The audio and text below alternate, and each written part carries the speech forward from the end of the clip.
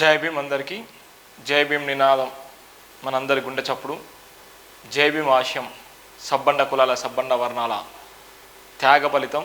బాబాసాహెబ్ అంబేద్కర్ గారు స్ఫూర్తిదాయకమైన నినాదం జై భీమ్ నినాదం.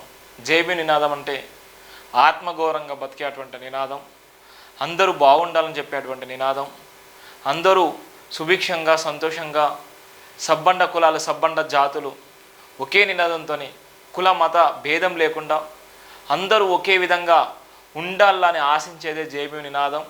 ఆ జై భీమ్ నినాదం పోరాటం ఈరోజు భారత రాజ్యాంగ నిర్మాత బాబాసాహెబ్ అంబేద్కర్ గారు త్యాగం చేసినటువంటి ఈ రాజ్యాంగం.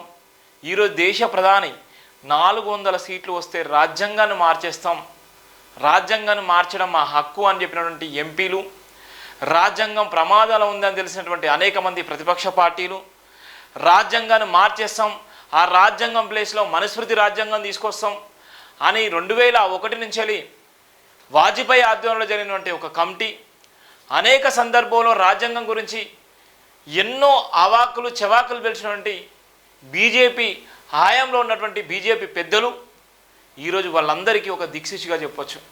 ఈరోజు ఎప్పుడూ లేనటువంటి ఎప్పుడు చూడనటువంటి మోడీని మనం చూసాం. ఈ ఎన్నికలో ఎంత భయంకరంగా ఉన్న వ్యవస్థలో ఉందంటే ఇవాళ వారణాసిలో భయంకరమైనటువంటి మోడీ వ్యవస్థ ఉంటుంది. జై శ్రీరామ్ తప్ప వేరే నినాదం ఎక్కడ ఉండదు. జై శ్రీరామ్ తప్ప వేరే నినాదం ఎక్కడ ఉండదు. అక్కడ మనుషులను మనుషుల్లాగా కూడా చూడలేని పరిస్థితి. ఇలా దేశంలో చాలా రాష్ట్రాల్లో ఇవాళ ప్రతి ఒక్కరు కూడా జై శ్రీరామ్ అంటున్నారు. దయచేసి మీకు చేతులెత్తి నమస్కరించి జై భీమ్ చెప్తున్నాను. జై శ్రీరామ్ ఎందుకు అంటున్నారో ఒకసారి అర్థం చేసుకోండి. రాముడికి ఉన్నటువంటి మనకున్నటువంటి సంబంధం ఏంది? నిజంగా జై శ్రీరామ్ అంటే నిజంగా మేలు జరుగుతుందా? లేకపోతే జై శ్రీరామ్ అనకపోతే నీకైనా నష్టం జరుగుతుందా? లేకపోతే వాళ్ళని జై భీమ్ అంటే నిజంగా నీకైనా మేలు జరుగుతుందా? జై భీమ్ అనకపోతే నీకైనా మేలు జరుగుతుందా? ఈ రెండు తేడాలు తెలుసుకోండి. ఇలా రామ మందిరం కట్టేసిళ్ళు. ఇలా ఉత్తరప్రదేశ్లో రామ మందిరం కట్టిన తర్వాత రామ మందిరం కట్టినటువంటి రాముడి ప్లేస్గా ఉన్నటువంటి అనేక మంది రామ మందిర భక్తులే, అక్కడ ఉన్నటువంటి పచ్చి ఆర్ఎస్ఎస్ బీజేపీ కార్యకర్తలే. కానీ అక్కడ ఒక బ్రాహ్మణులను ఓడించిన చరిత్ర కూడా ఒక దళిత బిడ్డ, ఒక అంబేద్కర్ వారసుడికి ఉన్నది. అక్కడ ఉన్నటువంటి నేపథ్యంలో జనరల్ సీట్లో ఒక ఎస్సీ రిజర్వ్డ్ ఒక వ్యక్తికి సంబంధించి అయోధ్య రామ మందిరంలో పోటీ చేసి ఓడించిన చరిత్ర కూడా ఉందంటే రామ మందిరానికి జై భీమ్ నినాదానికి అక్కడ ఉన్నటువంటి జై శ్రీరామ్ నినాదానికి ఎంత భయంకరమైన తేడా ఉందో ఇవాళ దేశము రాష్ట్రాలు ఆలోచించాల్సిన అవసరం ఉంది. ఇవాళ ఎక్కడో ఉన్నటువంటి మోడీ ఇలా భయపడుతున్నాడు. ఎక్కడో ఉన్నటువంటి బీజేపీ కార్యకర్తలు ఇవాళ ముందుకొచ్చి ప్రెస్ మీట్ పెట్టలేని పరిస్థితులు ఉన్నారు. ఇవాళ ఎక్కడ కూడా సంబరాలు వేసుకోలేని పరిస్థితులు ఉన్నారు. ఇలా తెలంగాణ 8కి 8 సీట్లు గెలిచినప్పటికీ కూడా ఇలా ముందుకొచ్చి సంబరాలు వేసుకోలేకపోతున్నారు. ఇలా దేశంలో కూడా సంబరాలు వేసుకోలేకపోతున్నారంటే ఇలా భారత రాజ్యాంగం మీద ఎంత ప్రమాదకరమైన వ్యాఖ్యలు వేసినటువంటి నేపథ్యంలో, భారత రాజ్యాంగం మీద ఎన్ని కుట్రలు కుతంత్రాలు వేసిల్లో ఆ నేపథ్యంలోనే ఇలా ప్రజలు ఇలా కర్రగాల్చి వాత పెట్టాలని చెప్పొచ్చు. అందుకోసమే దేశంలో రాజ్యాంగం ప్రమాదంలో ఉందని అనేక సందర్భాల్లో జై భీమ్ దినపత్రికలు రాసిన వార్తల ఆధారంగా, జై భీమ్ రాసిన వార్తల ఆధారంగా ఇక్కడికి వచ్చినటువంటి మోడీ, హైదరాబాద్ వచ్చినటువంటి మోడీ తెలంగాణ రాష్ట్రంలో జై భీమ్ వార్తల ఆధారంగా మోడీ కూడా బహిరంగ సభలో చెప్పినటువంటి దాఖలాన్ని, భారత రాజ్యాంగం జోలికి మేము పోము, భారత రాజ్యాంగాన్ని మేము ముట్టుకోము, భారత రాజ్యాంగం జోలికి పోనని హైదరాబాద్ నగరంలో కూడా చెప్పినటువంటి సందర్భాలను జై భీమ్ దినపత్రికల ఆధారంగా, ఎస్పీజీ ఇంటెలిజెన్స్ బృందాల ఆధారంగా ఉన్నటువంటి ఎస్బీ ఇంటెలిజెన్స్ వల్ల మన వార్తలు షేర్ చేసిన నేపథ్యంలో ఇలా మోడీ భయపడ్డ నేపథ్యం ఉంది. దాని తర్వాతనే ఒక చిన్న వార్త ఆయనను కదిలించింది. ఇలా అదే తరహాలో వారణాసిలో కూడా రాజ్యాంగాన్ని పట్టుకొని, భారత రాజ్యాంగాన్ని పట్టుకొని, భారత రాజ్యాంగ స్ఫూర్తిని నింపుకొని, భారత రాజ్యాంగమే ప్రధాన లక్ష్యంగా ఎవ్వరు చేయలేనటువంటి సాహసం చేసి ఇలా రాజ్యాంగ రక్షణగా ఇక్కడ భారీ బందోబస్తు మధ్యలో జై భీమ్ నినాదంతో వెళ్ళిపోతున్నాను. ఇక్కడ జై భీమ్ నినాదం, జై భీమ్ భారత రాజ్యాంగం నా చేతిలో ఉంది. ఎంత దేశ ప్రధాని మోడీ నామినేషన్ వేసినటువంటి నామినేషన్ 77 అనేటువంటి పార్లమెంట్ నియోజకవర్గం వారణాసి. ఇక్కడ ఉన్నటువంటి అనేక మంది పోలీస్ బందోబస్తు, నేను జై భారత రాజ్యాంగం జై భీమ్ అనుకుంటే వెళ్ళిపోతుంటే పోలీసులు నన్ను ఆశ్చర్యంగా చూసినటువంటి సందర్భాలే. ఎక్కడ తెలుగోడు, ఎక్కడ రాజ్యాంగం ఉంది, రాజ్యాంగం ఎలాంటి ప్రమాదం ఉంది, భారత రాజ్యాంగం ప్రమాదాలు ఉందని తెలిసినటువంటి ఒకే ఒక్క మాటతోనే రాజ్యాంగం నిజంగా ప్రమాదాలు ఉంది, ఈ భారత రాజ్యాంగం ప్రమాదాన్ని కాపాడాలంటే ఈ మోడీ ఓడిపోవాలి, బీజేపీ ఓడిపోవాలి, అదే ప్రధాన లక్ష్యం. ఒకవేళ బీజేపీ ఓడిపోతే రాజ్యాంగానికి ప్రమాదం ఉందన్నటువంటి ఏకైక లక్ష్యంతోనే నేను దేశ ప్రధాని మీద పోటీ చేసేటువంటి ప్రయత్నం చేయడం జరిగింది. నేను వేసిన నామినేషన్లు కూడా రద్దు చేయడం జరిగింది. అంటే ఇక్కడ ఉన్నటువంటి నేపథ్యం ఎందుకు చెప్తున్నంటే, ఇవాళ లక్షల కోట్ల రూపాయలు సంపాదించుకునే అవకాశం ఉన్నప్పటికీ ఇవాళ ఏ ఒక్కరిని విలేకరుని ఏ ఒక్కరి దగ్గర కూడా లక్షల కోట్ల రూపాయలు ఇంటర్వ్యూ చేసి ఇష్టానుసారంగా మనం మీ పార్టీకి సపోర్ట్ చేస్తాం, మాకు ఇంత సబ్స్క్రైబ్ ఉన్నారు, అంత సబ్స్క్రైబ్ ఉన్నారు, మేము ఈ మాటలు చెప్పి ఆ మాటలు చెప్పి ఎన్నో మాయ మాటలు చెప్పి జనాన్ని మసిపూసి మారడేసి మోసం చేసేటువంటి అలవాటు చేసుకోలేదు. రాజ్యాంగం నిజంగా ఈ రాజ్యాంగం ఉంటే 140 కోట్ల మంది భారతీయులు సుభిక్షంగా ఉంటారు, సంతోషంగా ఉంటారు. రాజ్యాంగాన్ని మించిన రాజ్యాంగం ఈ దేశంలో ఈ ప్రపంచంలో ఎక్కడ లేదన్నటువంటి ఒకే ఒక లక్ష్యంతో నలుగురు పిల్లలు త్యాగాలు గుర్తుకొచ్చి బాబాసాహెబ్ అంబేద్కర్ గారి కన్నీళ్ళు, బాబాసాహెబ్ అంబేద్కర్ గారు బతికినటువంటి బతుకును చూసిన తర్వాత బాబాసాహెబ్ అంబేద్కర్ గారు ఈ జాతులకు చేసిన సర్వీస్, ఈ జాతులకు ఇచ్చినటువంటి గౌరవం, ఆయన గురించి ఎంత చెప్పినా ఎంత చేసినా తక్కువ అనేటువంటి నేపథ్యంలోనే రాజ్యాంగం ప్రమాదంలో ఉంది, రాజ్యాంగాన్ని రక్షించే బాధ్యత మనం తీసుకోవాలన్న లక్ష్యంతోనే ఎవ్వరు సపోర్ట్ చేయకపోయినప్పటికీ, తెలుగు రాష్ట్రాల నుంచి ఎవ్వరు సపోర్ట్ చేయలేకపోయినప్పటికీ అక్కడ ఉన్నటువంటి అనేక మంది దళిత ఇంటెలెక్చువల్స్ కూడా యూపీలో అక్కడ ఉన్నటువంటి నేపథ్యంలో కూడా ఒక్కరంటే ఒక్కరు కూడా సపోర్ట్ చేయలేదు.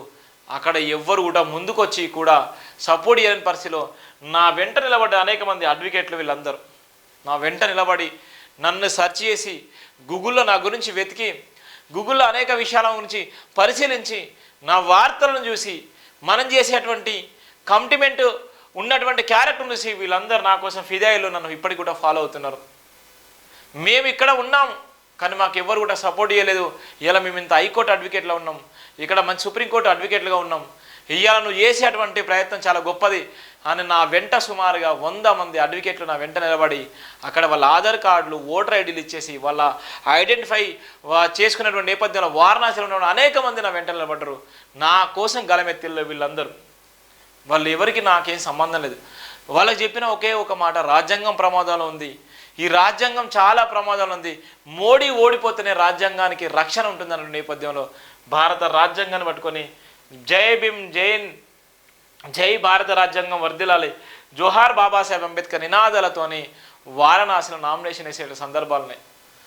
అదే తరహాలో ఇక్కడ ఉన్నటువంటి నేపథ్యంలో రాజ్యాంగం నిజంగా ప్రమాదాలు ఉంది, ఈ రాజ్యాంగానికి రక్షణ ఎవరంటే ఇక్కడ ఉన్నటువంటి తెలంగాణ ముఖ్యమంత్రి పదే పదే చెప్పిన నేపథ్యం, రాజ్యాంగాన్ని మారుస్తాం, రాజ్యాంగాన్ని మారుస్తాం, రాజ్యాంగాన్ని మారుస్తాం అని చెప్పినటువంటి ఆయన వాక్యాలు ఆర్టికల్ 3 ప్రకారంగా ఏర్పడినటువంటి రాష్ట్రము అహంకారం నెత్తికెక్కి చంద్రశేఖరరావు రాజ్యాంగాన్ని మారుస్తాం, రాజ్యాంగంలో కొన్ని ఆర్టికల్ మారుస్తాం, రాజ్యాంగంలో ఉన్నటువంటి కొన్ని అనేకమైనటువంటి అంశాలు మారుస్తాం అని చెప్పినటువంటి ఆయన లుచ్చా మాటలకి రాజ్యాంగం రక్షణ ఉండాలన్న నేపథ్యంలోనే భారత రాజ్యాంగాన్ని పట్టుకొని ఇక్కడ ఉన్నటువంటి కామారెడ్డిలో కూడా రాష్ట్ర ముఖ్యమంత్రి హోదాలో ఉన్నటువంటి కేసీఆర్ మీద ఇప్పుడు ప్రస్తుతం ఉన్నటువంటి ముఖ్యమంత్రి రేవంత్ రెడ్డి పైన కూడా నామినేషన్ వేసి 10,193 ఓట్లు అక్కడ ఇండిపెండెంట్ జేఏసీని తయారు చేసుకొని అక్కడ ఓడించడం జరిగింది.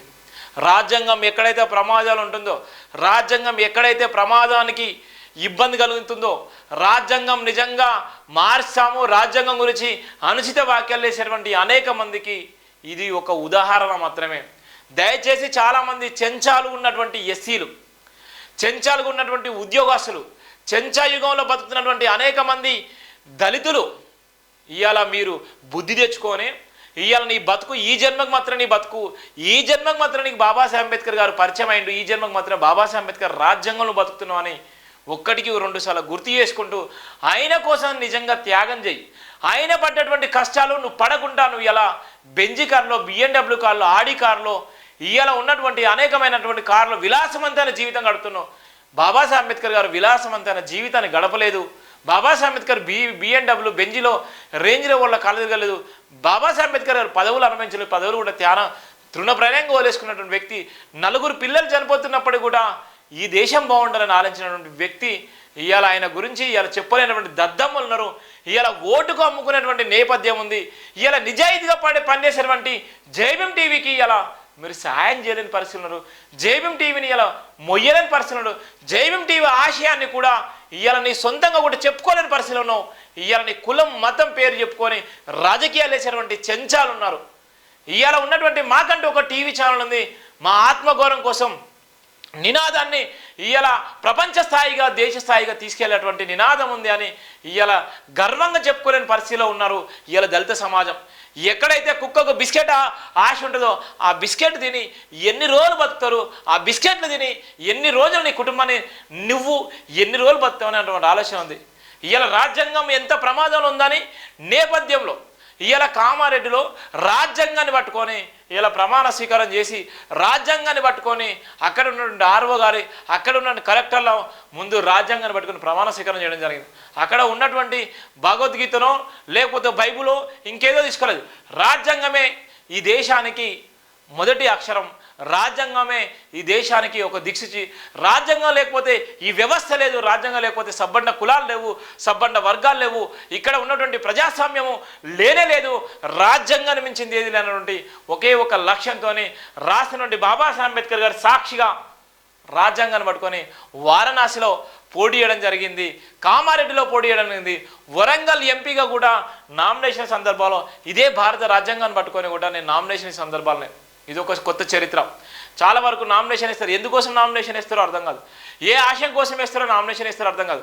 నువ్వు చేసేటువంటిది సమాజానికి అర్థం కావాలి. నువ్వు చేసేటువంటిది సమాజ మార్పు కోసం అలవాటు కావాలి. నువ్వు చేసేటువంటిది కొత్త తరానికి ఒక ఆదర్శప్రాయంగా ఉండాలి. ఇలా చాలామంది చెంచాలు ఇలా అవాకులు చెవాకులు వెళ్తారు. డబ్బులకు అమ్ముడు పోతారు. వాడు ఇచ్చే డబ్బులకు నువ్వేంది అమ్ముడు పోయేది? ఇవాళ ఉన్నటువంటి నువ్వు ఎందుకు డబ్బులు సంపాదించవు? నువ్వెందుకు ఆదాని అంబానిలాగా నువ్వెందుకు చేయలేకపోతావు? నువ్వెందుకు ఒక పవన్ కళ్యాణ్ లాగా లేకపోతే ఒక చంద్రబాబు నాయుడు లాగా ఒక ఉన్నటువంటి ఒక రేవంత్ రెడ్డి లాగా ఇలా ఒక రాహుల్ గాంధీ లాగా ఇలా మోడీ నిజంగా ఛాయమ్ముకున్నటువంటి మోడీ ఇలా మూడోసారి కూడా దేశ ప్రధాని అవుతున్నారు. ఆయనలాగా ఎందుకు కాలేకపోతున్నారు? ఇలా ఎంతోమంది రాజకీయ నాయకులు ఉన్నారు. వాళ్ళందరూ కూడా కింది స్థాయి నుంచి కింద పడి లేచి ఇలా అగ్రస్థాయిలో ఉన్నారంటే వాళ్ళ వెనక అనేకమైన శ్రమ ఉంది. మరి అలా ఎందుకు కావు? కానీ ఎప్పుడు వాళ్ళు ఇచ్చేటువంటి బిస్కెట్లకు ఆశపడి ఇవాళ నీ కులాన్ని నీ మతాన్ని ఇవాళ నీ ఉన్నటువంటి ఎదిగేటువంటి క్రమంలో కాలు బట్టి లాగేసుకొని ఇలా రాజ్యాంగం ప్రమాదాలు ఉందని తెలిసినప్పటికీ కూడా ఇలా భజన పనులు భజన చేసేటువంటి నేపథ్యం ఉంది. అందుకోసమే రాజ్యాంగ మార్పు జరుగుతుందన్న నేపథ్యంలోనే వారణాసిలో అక్కడ ఉన్నటువంటి ఎస్బీ వాళ్ళు, ఎస్పీజీ బృందాలు, ఇంటెలిజెన్స్ వాళ్ళు, అక్కడ ఉన్నటువంటి అనేక మంది ఐఏఎస్లు, ఐపీఎస్లు నన్ను చుట్టుముట్టిన నేపథ్యం ఉంది. చుట్టుముట్టి ఏదో ప్రమాదం ఉంది, ఎందువల్ల ఇక్కడ నామినేషన్ వేస్తున్నావు అని నన్ను అడిగిన ప్రధాన మాట అంటే రాజ్యాంగం ప్రమాదం ఉంది, దేశ ప్రధాని ఓడిపోవాలని ఒకే ఒక్క మాటతోని వాళ్ళందరూ ఆశ్చర్యానికి గురైపోయారు. రాజ్యాంగం ప్రమాదంలో ఉంది. ఇవాళ ఉన్నటువంటి మీరు ఉద్యోగస్తులు రేపు పొద్దునే రాజ్యాంగం ప్రమాదంలో ఉంటే మీరు కూడా ఇక్కడ పనిచేయలేకపోతున్నారు. ఇవాళ అందుకోసమే భారతదేశ ప్రధాని ఈ దేశ ప్రధాని ఓడిపోతే రాజ్యాంగానికి ప్రమాదం ఉండదు. అందుకోసమే నేను హైదరాబాద్ నుంచి తెలంగాణ రాష్ట్రం నుంచి వచ్చి ఇలా దేశ ప్రధాని మీద నేను పోటీ చేస్తున్నాను అనేటువంటి ఒకే ఒక మాటతోని వాళ్ళందరూ ఆశ్చర్యానికి గురి అయిపోయారు. అక్కడ ఉన్నటువంటి అడ్వకేట్లు కూడా ఆశ్చర్యానికి గురైపోయి నా వెంట నిలబడ్డారు. నువ్వు చెప్పేది నిజమని నా వెంట నిలబడ్డరు. ఇది నేను చేసిన సాహసం. కోట్ల రూపాయలు సంపాదించుకునే అవకాశాలున్నా, లక్షల రూపాయలు సంపాదించుకునే అవకాశాలున్నా మీదేసుకొని పోతామా? చనిపోయినప్పుడు అవన్నీ మీదేసుకొని పోతామా? తినేదే 3 పూటలు తిండి.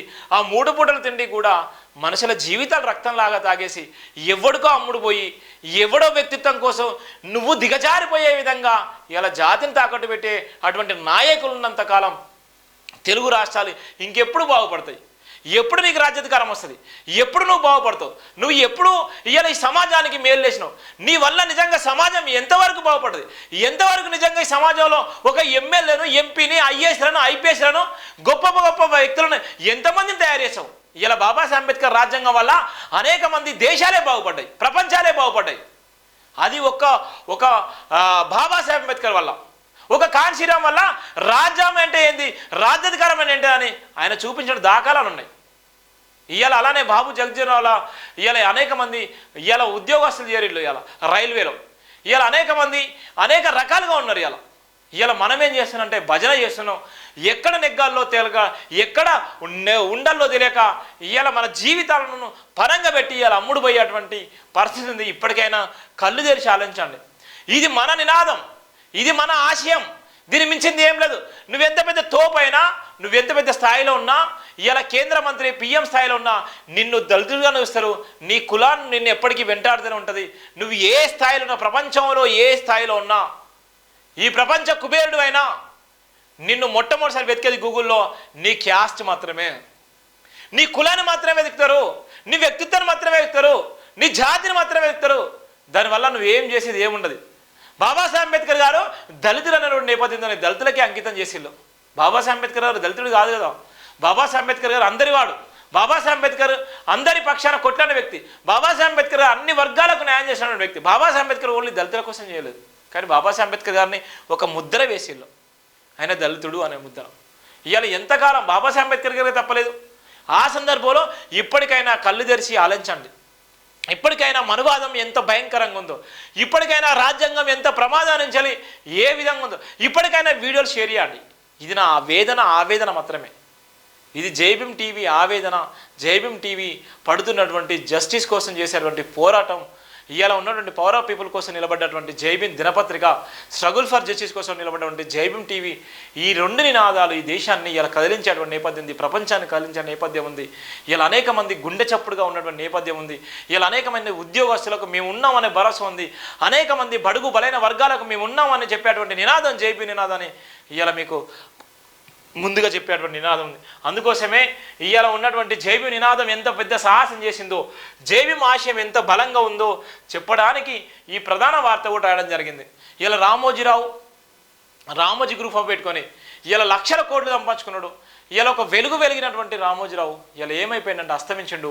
ఇవాళ కొన్ని ప్రభుత్వాలు డిసైడ్ చేయాలంటే రామోజీరావు ఆయన రాసినటువంటి పెన్ను, ఆయన చెప్పినటువంటి నినాదము ఇవాళ ప్రభుత్వాలు ఇవాళ నిలబడ్డాయి, రాష్ట్రాలు నిలబడ్డాయి. రామోజీరావు దగ్గరికి వచ్చినటువంటి దేశ ప్రధాన రాష్ట్ర ముఖ్యమంత్రి మోకరిల్లిపోయిన నేపథ్యం ఉంది ఒక పెన్ను పవర్ వల్ల. ఇలా రామోజీరావు ఇలా అస్తమించండి. ఇలా పచ్చళ్ళు అమ్ముకున్నటువంటి రామోజీరావు ఇలా వందలాది ఎకరాల్లో ఇలా ఆయన ఒక గొప్ప సామ్రాజ్యాన్ని స్థాపించుకున్నాడు. ఇలా లక్షలాది మంది ఇలా ఆయన పేరు చెప్పుకొని బతికే నేపథ్యం ఉందంటే ఒక పెన్ను ఎంత గొప్పదో బాబాసాహెబ్ అంబేద్కర్ గారు కూడా ఆ రోజుల్లో ముక్నాయక్ పత్రికను పెట్టి ప్రపంచానికి వెలుగునిచ్చినటువంటి ఆ బాబాసాహెబ్ అంబేద్కర్ గారి స్ఫూర్తితోనే జైభీం టీవీ, జైభీం దినపత్రిక, జైభీం గ్రూప్ ఆఫ్ ఆర్గనైజేషన్స్ ఉన్నాయి. అదే తరహాలో ఇలా రాజ్యాంగం లేకపోతే నేను రాజ్యాంగమే ఇవాళ నన్ను ఈ స్థాయిలో పెట్టింది, రాజ్యాంగం ఇవాళ చాలా గొప్పగా ఉందని చెప్పినటువంటి ఈ మోడీ ఈరోజు రాజ్యాంగం గురించి పార్లమెంట్ సెంట్రల్లో అనేక మంది పార్లమెంటు సభ్యులతో ఆయన చెప్పినటువంటి వాక్యాలు కూడా ఆశ్చర్యం గురిస్తాయి. అందుకోసమే రాజ్యాంగం ఎప్పుడైనా రాజ్యాంగం జోలికి ఎవరైనా కూడా తగ్గిపోవాల్సిన నేపథ్యంలోనే రాజ్యాంగం పెట్టుకొని ఆయన ఇక్కడ మాట్లాడిన సందర్భంలో అక్కడ రామ మందిరం లేకపోతే అక్కడ ఉన్నటువంటి మనస్సులతో పట్టుకొని మొక్కేటువంటి నేపథ్యం ఉండే. 400 సీట్లు వస్తే రాజ్యాంగం కాదు, అక్కడ ఉన్నటువంటి మనస్మృతి, అక్కడ ఉన్నటువంటి పీఠాధిపతులు, వివిధ దేశాల పీఠాధిపతులు కూడా వచ్చి ఆయనకు ప్రమాణ స్వీకారానికి ముందుగానే ఉండేటువంటి నేపథ్యం ఉండే. ఇవాళ వేద మంత్రాలతోని, వేద సాక్ష్యాలతోని అనేకమైనటువంటి పీఠాధిపతులు, అఘోరాలు వచ్చి కూడా ఆయనను ఆచరించే నేపథ్యం ఉండే. కానీ ఇక్కడ అర్థమైపోయింది రాజ్యాంగమే నాకు రక్షణ, ఏది లేదని చెప్పేటువంటి నేపథ్యం ఇక్కడ ఉంది. అందుకోసమే ఈ వార్త రాయడం జరిగింది. జైభీం విజయం ఎవరు రాస్తారు ఈ వార్త? ఏ పత్రికలు రాస్తారు? ఏ టీవీ ఛానల్ రాస్తారు? ఇవాళ పడ్డటువంటి కష్టం, పడుతున్నటువంటి త్యాగము ఈ నినాదం కోసమే. ఇలా చాలా వరకు అధ్యయనం చేయలేకపోతున్నారు, చాలా వరకు ఇలా కళ్ళు మూసుకొని పోయేటువంటి నేపథ్యం ఉంటుంది. ఇలా జీర్ణించుకోలేకపోతే నిజాన్ని తెలుసుకోండి, సత్యాన్ని తెలుసుకోండి చెప్పేటువంటి నినాదమే జైభీం నిజం. అంబేద్కర్ ఆదర్శం ప్రపంచానికి మార్గదర్శకం. అంబేద్కర్ లక్ష్య నిర్మాణాత్మకానికి బలం చేకూర్చిన శివ. భారత ప్రధాని నోట రాజ్యాంగం రక్షణ మాట. బరిగెల శివ స్ఫూర్తి దేశ ప్రజల్ని మెప్పించింది. భారత రాజ్యాంగాన్ని మొక్కిన ప్రధాని మోదీ. రాజ్యాంగాన్ని చేతపట్టుకొని పలుమార్లు నామినేషన్ వేసిన బరిగెల శివ. భారత రాజ్యాంగాన్ని నామిషగా చూసినలకు చెంపపెట్టు. 30 ఏళ్ల యువకుడు శివ 70 ఏళ్ల పోరాటాన్ని సాధించాడు. వారణాసి పోటీలో రాజ్యాంగ స్ఫూర్తి దేశం గర్విస్తుంది. రాజ్యాంగం రక్షణలో భాగంగా అడుగడుగున అవమానాలు ఎదుర్కొన్న శివ రాజ్యాంగం రక్షణే కాదు, రాజ్యాంగ విలువలను కూడా పాటించాలి. రాజ్యాంగ రక్షణ కోసం ఒంటరిగా పోరాటం చేసిన జైభీం సంస్థ. శివ పోరాటం ఫలితాన్ని ఇచ్చిన విజయం ఇది. ఎంత ఘోరం అంటే ఇక్కడ ఉన్నటువంటి నేపథ్యంలో నిజంగా రాజ్యాంగం ప్రమాదంలో ఉందని పదే 10 రోజులు ప్రచారం చేయడం జరిగింది. 10 రోజులు నిజంగా వారణాసిలో వాళ్ళ ఎస్పీజీ బృందాల చేతిలో, ఇంటెలిజెన్స్ ఎస్పీ వాళ్ళ చేతిలో, నేను ఎక్కడ పోయినా వెనుక ఒక 2 పోలీసులు నన్ను ఫాలో అయ్యేటువంటి నేపథ్యం ఉంది. నేను ఎక్కడ ఉన్నా నా ఫోన్ ఎప్పుడైతే నేను నెంబర్ ఇచ్చానో నా నెంబర్ను సెర్చ్ చేసిన నేపథ్యం ఎవరెవరు కలుస్తున్నారు, ఎవరెవరితో ఈయన నిజంగా ఉగ్రవాద లేకపోతే ప్రధానమంత్రి నరేంద్ర మోడీకి ప్రమాదం ఉందా, ఈయన స్టేటస్ ఏందని ఇక్కడ హైదరాబాద్లో ఉన్నటువంటి తెలంగాణ రాష్ట్రానికి సంబంధించినటువంటి పోలీసులను ఎంక్వైరీ చేయడం జరిగింది. ఎంత భయంకరమైనటువంటి టాస్క్ ఉంటుందంటే ఒక దేశ ప్రధాని మీద నామినేషన్ ఇస్తున్నామని, ఒక దేశ ప్రధానికి మనం నిజంగా దేశ ప్రధాని మీద దరఖాస్తు చేసుకొని మీరు నామినేషన్ ఇస్తున్నంటే మన దగ్గర ఉన్నటువంటి ఆధార్ కార్డులు, మన దగ్గర ఉన్న ఓటర్ ఐడి కార్డులు, మన దగ్గర సంబంధించినటువంటి ఇన్ఫర్మేషన్ మొత్తం తీసుకొని మనల్ని ఆరాధించేటువంటి నేపథ్యం ఉంటుంది పోలీసులు. ఒక వింగ్ అంతా అదే పని చేస్తారు. వాళ్ళందరినీ కూడా తట్టుకొని ఇలా భారత రాజ్యాంగం ప్రమాదంలో ఉంది, రాజ్యాంగం ప్రమాదంలో ఉన్నట్టు ఒకే ఒక మాటతో కూడా నేను నామినేషన్ ఇస్తున్న సందర్భాలని ఇది నిజంగా విజయం. 30 ఏళ్ల యువకుడి చేసిన సాహసం, జేబీఎం ఆశయం నిజంగా బాబాసాహెబ్ అంబేద్కర్ బతుకుంటే ఇలా గర్వపడేవాడు. ఇలా భారత రాజ్యాంగం ప్రమాదంలో ఉందని తెలిసిన తర్వాత ఎస్పీజీ బృందాలు, ఇంటెలిజెన్స్ బృందాలు, ఎస్బీ బృందాలు, అక్కడ ఉన్నటువంటి అనేక మంది ఐపీఎస్లు, ఐఏఎస్లు ఇలా మోడీకి అదే చెప్పడం జరిగింది. రాజ్యాంగం దేశవ్యాప్తంగా ప్రమాదంలో ఉంది, మీరు పార్టీలో ఉండి మీరు చేసినటువంటి వ్యాఖ్యల వల్ల ఇలా బీజేపీ ఓడిపోయేటువంటి ప్రమాదం ఉంది, రాజ్యాంగం జోలికి వెళ్ళొద్దు అని చెప్పిన నేపథ్యంలో ఇలా ఆయన ప్రకటన చేసిన సందర్భాలని అక్కడ ఉన్నటువంటి కొంతమంది అంబేద్కర్ వారసులు చెప్పిన ఇన్ఫర్మేషన్ ప్రకారం రాసినటువంటి ప్రధాన వార్త. ఎంతో గొప్ప నినాదం చూడు, ఎంతో గొప్ప ఆశ. అందుకోసమే జేబీఎం విజయం. అతను సామాన్య జేబీఎం సంస్థ పత్రిక టీవీకి యజమాని. జేబీఎం అనే పేరు నినాదంలోనే భారత రాజ్యాంగ నిర్మాత డాక్టర్ బాబాసాహెబ్ అంబేద్కర్ స్ఫూర్తి దాగి ఉంది. శుక్రవారం భారత రాజ్యాంగ రక్షణ కోసం తను చేసిన పోరాటాలను, త్యాగాలను జ్ఞాపకం చేసుకుంటూ ప్రత్యేక కథనంతో బరిగల శివ కథం దొక్కారు. కామారెడ్డి అసెంబ్లీ స్థానంలో కేసీఆర్, రేవంత్ రెడ్డిలపైన స్వతంత్ర అభ్యర్థిగా పోటీలో నిలిచి భారత రాజ్యాంగాన్ని పట్టుకొని నామినేషన్ వేశారు. వరంగల్ పార్లమెంటు స్థానం కోసం పోటీలు చేందుకు స్వతంత్ర అభ్యర్థిగా ముందుకు వచ్చి భారత రాజ్యాంగాన్ని చేతపట్టుకొని నామినేషన్ వేశారు. వారణాసి పోరులో పార్లమెంటు స్థానానికి గాను ప్రధాని మోదీ పోటీ చేస్తున్న స్థానంలో స్వతంత్ర అభ్యర్థిగా నిలబడి రాజ్యాంగ దైవ సమానంగా భావించి చేతపట్టుకొని నామినేషన్ వేశారు. సంవత్సర కాలంలోనే రాజ్యాంగ రక్షణ కోసం సుమారుగా 200 ప్రముఖ వార్తలతో ప్రపంచవ్యాప్తంగా జేబీ నినాదాన్ని వినిపిస్తూ ఒక సామాన్య యువకుడు చేసిన పోరాటం స్ఫూర్తిదాయకంగా మారి నేడు భారత ప్రధానమంత్రి నరేంద్ర మోదీ భారత రాజ్యాంగాన్ని తన శిరస్సును పద్దుకొని ముఖ్య స్థాయికి తీసుకురావడంలో దేశవ్యాప్తంగా అత్యున్నత స్థాయిలో పనిచేసిన ఏకైక పత్రిక జేబీఎం తెలుగు దినపత్రిక. భారత రాజ్యాంగాన్ని రక్షించాలన్న పోరాటం కొనసాగిస్తున్న బరిగల శివను చూసి మేధవ్ లాంటి వారు సైతం అవమానించిన సందర్భాలు కలవు. ఏ మాట కామాట చెప్పుకోగలగానే జేబీఎం పత్రిక రూపొందించిన వార్తల ఆధారంగా తెలంగాణ రాష్ట్ర ముఖ్యమంత్రి యనుమల రేవంత్ రెడ్డి భారత రాజ్యాంగ రక్షణ కోసం పలుమార్లు పత్రికా సమావేశాల గురించి రాజ్యాంగ రక్షణకు పాటుపడాలని, రాజ్యాంగం ప్రమాదంలో ఉందని, దాన్ని కాపాడుకోవాలని దేశవ్యాప్తంగా పిలుపునిచ్చిన సందర్భాలు కూడా కలవు. జేబీఎం సంస్థల అధినేత బరిగల శివ కొనసాగించిన నిరంతర పోరాటాలు రాష్ట్రాల ముఖ్యమంత్రులను కదిలించాగా దేశ ప్రధాని సైతం రాజ్యాంగ రక్షణ బాట పట్టడంలో 30 ఏళ్ల కుర్రోడు 70 ఏళ్ల తనదైన శైలిలో అవమానాలను ఎదుర్కొంటూ, బెదిరింపులను భరిస్తూ, దాడులను సాగిస్తూ, ఆర్థిక పెనుబాలను తట్టుకొని, ఎగతాళి వెక్కిరిందాలను కూడా తట్టుకొని నిలబడ్డటువంటి నేపథ్యం కూడా ఇక్కడ మనం చూస్తున్నాం. పెడచేయన పెట్టి తన వ్యవహార శైలిని నాముషితంగా భావించిన వాళ్ళు ముందట దేశ ప్రధానిని కదిలించే అంత శక్తి సామర్థ్యం జేబీఎం పత్రిక కలదని తన జ్ఞాన సంపన్ని వార్త రూపంలో వెలుగులోకి తెచ్చిన బరిగల శివ జీవితాంతం ధన్యమైందని గర్వపడుతున్నారు. ఏ లక్ష్యం కోసమైతే త్యాగం చేసుకోవాలనుకున్నారో అవన్నీ నిష్పక్షపాతంలో నిండుకొని ఆడుతున్న పోరాటాన్ని ఆశయంగా భావించిన తీరు దేశ రాజకీయాలను శాసించే స్థాయికి చేరువైందని చెప్పుకోవాలి. స్వయంగా భారత ప్రధాని మోడీ భారత రాజ్యాంగం కోట్లాది మందికి బలాన్ని, గౌరవాన్ని చేకూర్చిందని, తన జీవితంలో ప్రతి క్షణాన్ని బాబాసాహెబ్ అంబేద్కర్ రాజ్యాంగం లిఖించిన విలువలతో జీవించగలుగుతున్నానని ప్రమాణపూర్వకంగా చెల్చడమే కాకుండా రాజ్యాంగం వల్ల భారతదేశంలో పేదరికంలో వెనుకబడిన కుటుంబాల్లో పుట్టిన తనలాంటి వ్యక్తికి దేశ ప్రధాని అయ్యే అవకాశం లభించిందని గర్వంగా ట్వీట్ చేసే స్థాయికి చేరువైంది. ఇకనైనా భారత రాజ్యాంగ శాసనాల ద్వారా నిర్మితమైన రాజకీయాల్లో కొనసాగుతున్న ప్రతి ఎమ్మెల్యే, ప్రతి ఎంపీ, ప్రతి రాజకీయ నాయకురాలు దేశ రాష్ట్ర ప్రజల సౌలభ్యం, సామాజిక న్యాయం, అభివృద్ధి, పేదరిక నిర్మూలన కొరకు పాటుపడాలని ప్రతి రాజకీయ నాయకుడికి సూచించారు. భారత రాజ్యాంగాన్ని 10 కాలాల పాటు సురక్షితంగా కాపాడుకోవాల్సిన బాధ్యత ప్రతి దేశ పౌరుని మీద ఉందని గుర్తు చేస్తూ రాజ్యాంగ రక్షణ కోసమే కాకుండా రాజ్యాంగంలోని విలువలకు కట్టుబడి జీవించాలని పిలుపునిచ్చిన నేపథ్యం కూడా ఉంది. ఇది జేబీఎం నినాదంలో ఉన్నటువంటి ప్రధాన వార్త. చాలా వరకు ఇలా జేబీఎం అంటారు, ఇలా భారత రాజ్యాంగం గురించి గొప్ప చెప్తారు, అంబేద్కర్ గురించి గొప్ప చెప్తారు, అంబేద్కర్ ఫోటోలు పెడతారు, అంబేద్కర్ దండం పెడతారు, అంబేద్కర్ ఫోటోలు కానీ అంబేద్కర్ విగ్రహం కానీ పూలమాలేస్తారు. అంబేద్కర్ ఆశయం కోసం పనిచేసేటువంటి ఎంతమంది లీడర్లను తయారు చేశారు, అంబేద్కర్ ఆశయం కోసం పనిచేసేటువంటి ఎంతమందికి మీరు సన్మానాలు వేసారు, అంబేద్కర్ ఆశయం కోసం పనిచేసేటువంటి ఎంతమందిని మీరు గుర్తించారు, అంబేద్కర్ ఆశయం కోసం పనిచేసేటువంటి 24/7 పనిచేసేటువంటి ఎంతమందికి నిజంగా మీ త్యాగాన్ని అందించారు.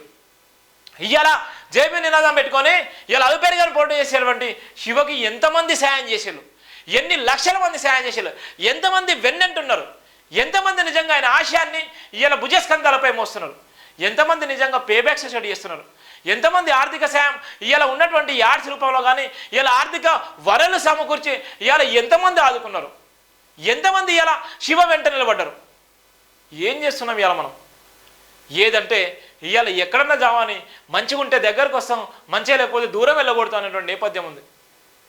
ఇవాళ చాలా వరకు ఇలా కుల బలం లేదు, మత బలం లేదు, ఇలా మానసిక వేదనకు గురైన నేపథ్యంలో అనేక సందర్భాలున్నాయి. కానీ ఇలా చాలామంది ఉద్యోగస్తులు, చాలామంది మేధావులు, చాలామంది ఇలా ఉన్నటువంటి నాయకులు కూడా అదే తరహాలో ఉన్నారు. ఇలా ఎటుపోతుంది సమాజం అంటే భయంకరమైన పరిస్థితిలో ఉంది. ఎటుపోతుంది ఇలా ఈ రాజ్యాంగం అంటే ఇలా భయంకర నేపథ్యం ఉంది. ఇలా ఏం చేస్తున్నామంటే ఇలా చెప్పలేని పరిస్థితులు ఉన్నారు. ఇలా రాజ్యాంగాన్ని కాపాడుకున్నటువంటి చాలామంది, రాజ్యాంగం తెలియనటువంటి చాలామంది ఈరోజు అవమానాలకు గురైపోతున్నారు. ఇవాళ ఉన్నటువంటి ఉద్యోగస్తులు కూడా ఇవాళ పూర్తి స్థాయిలో వాళ్ళకి రిజర్వేషన్ ఇంప్లిమెంటేషన్ చేయట్లేదు. ఇలా చాలా వరకు అసమానతలు ఎదుర్కొంటున్నారు. కానీ రాజ్యాంగం జోలికి ఇలా అనేక మంది మాట్లాడుతుంటే రాజ్యాంగం రక్షణగా ఉన్నటువంటి బరిగెల శివకి ఎంతమంది ఉన్నారంటే ఎవ్వరు కూడా లేనటువంటి నేపథ్యం ఉంది. ఇలా సబ్స్క్రైబ్ చేసుకోండి, షేర్ అని పదే చెప్పినప్పుడు కూడా ఇవాళ ఎవరో చెప్పేటువంటి మాటలకు, ఎవరో చేసేటువంటి మాటలకు ఇవాళ ఊరికే సబ్స్క్రైబ్ చేసుకొని ఇవాళ పైచాచికి ఆనందం చేస్తారు. ఈ నినాదము ఇవాళ నీ గుండె చప్పుడు, ఈ నినాదము నీ జీవితాన్ని, నీ జీవిత ఆశయం, ఈ నినాదము నీ బతుకు మెతుకు, ఈ నినాదము నీ కుటుంబ బాధ్యత, ఈ నినాదము ఇవాళ నీ వ్యవస్థలో ఇవాళ నువ్వు తిరుగుతున్నావు అంటే స్వేచ్ఛగా, ఇది నిన్ను కాపాడేటువంటి నినాదం. ఎంతవరకు అర్థం చేసుకుంటున్నావు? ఎంతవరకు మనం మోస్తున్నాం? ఎంతవరకు నకిలీ మాటలు నమ్ముతున్నాం? ఎంతవరకు నిజమైన మాటలు నమ్ముకుంటున్నాం? ఎంతవరకు నిజంగా ఈ సమాజాలు ఎంత గొప్పగా బతున్నాం? చాలా బాధాకరం. అందుకోసమే జేబీ నిజంగా విజయం, ఇది నిజంగా గర్వపడుతున్నా నేను.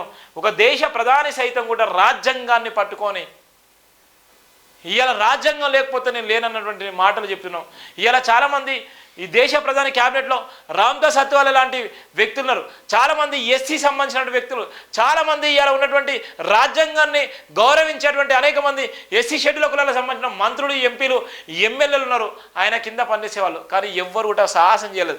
రాజ్యాంగం ప్రమాదంలో ఉందని చెప్పిన తర్వాత కూడా రాజ్యాంగం గురించి మీరు అనుచిత వ్యాఖ్యలు చేస్తున్నారని చెప్పేటువంటి సాహసం చేయలేనటువంటి వ్యక్తులు ఇవాళ మనం సాహసం చేశాము, ఆ పోరాటం ఫలించింది. అందుకోసమే సెంట్రల్లో ఉన్నటువంటి పార్లమెంట్ సెంట్రల్లో ఇలా రాజ్యాంగం లేకపోతే నేను నాలాంటి వ్యక్తి ఇలా ఈ రాజ్యాంగం వల్ల దేశ ప్రధాని మూడోసారి అవుతున్నటువంటి వాక్యాలు చేసినటువంటి చరిత్ర కలిగిందంటే ఇది ఒక పోరాటము. ఈ జేబీ నినాదం విజయము, భారత రాజ్యాంగ విజయము, అంబేద్కర్ స్ఫూర్తిని నిండుకొని 30 ఏళ్ళ కుర్రోడు చేసినటువంటి సాహసం అని చెప్పొచ్చు. 200 ఆర్టికల్స్ రాసాము భారత రాజ్యాంగం గురించి, 200 పైగా రాసినటువంటి వార్తల ఆధారంగా ప్రతిదీ కూడా ఇంటెలిజెన్స్ వల్ల వెళ్ళిపోతుంటుంది. ప్రతి వార్తను కూడా చదివేటువంటి అవకాశం ఉంటుంది. ప్రతి వార్త కూడా ఎక్కడో ఒకక్కడ ఉపయోగపడే విధంగా ఉంటుంది. ప్రతి వార్తను కూడా క్షుణ్ణంగా పరిశీలించేటువంటి పోలీస్ అధికారులు ఉంటారు, క్షుణ్ణంగా పరిశీలించేటువంటి ఉన్నతాధికారులు ఉంటారు. ఇలా వార్తల ఆధారంగా హైదరాబాద్కి వచ్చిన సందర్భంలో దేశ ప్రధానికి ఆ వార్త ఆధారమైంది. వారణాసిలో పోటీ చేసిన నేపథ్యంలో దేశ ప్రధాని కూడా కదిలించినటువంటి ప్రధాన వార్త జేబీ నినాదం నేపథ్యం కూడా ఉంది. ఇది జేబీ నినాదం చేసినటువంటి ఒక బలమైన కసరత్తు అని చెప్పేటువంటి నినాదం. అందుకోసమే ప్రతి ఒక్కరు కూడా జేబీ టీవీ ఛానల్ను సబ్స్క్రైబ్ చేసుకోండి, షేర్ చేయండి, వీలియండి అని ఎన్నో రకాలు చెప్పినప్పుడు కూడా ఎవ్వరు కూడా ఆదరించలేని పరిస్థితున్నారు. ఏది ఏమైనప్పటికీ బానిసలుగా బతికేంత కాలం బానిసలుగా బతారు. అందుకోసమే చెంచాయుగము గులాంగిరి బుక్కుల్లో అయితే అర్థమైపోతుంది మన బతుకులేంది, మన జీవితాలు ఏందని.